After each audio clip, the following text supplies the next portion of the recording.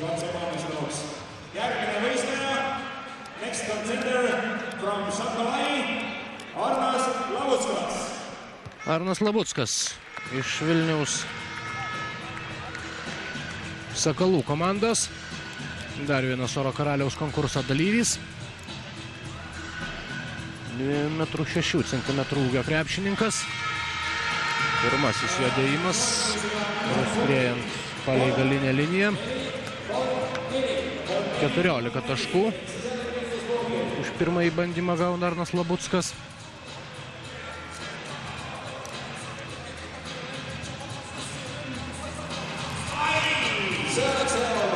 Antrasis mėginimas nesėkmingas.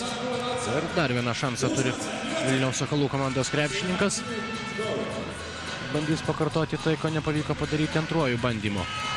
Ne viena, o dviem rankom, tačiau efektingas skrydis ir 16 balų, iš viso 30 taškų surenka Sakalų komandos krepšininkas. Ir dar vienas bandymas, galbūt dar pavyks pagerinti savo rezultatą.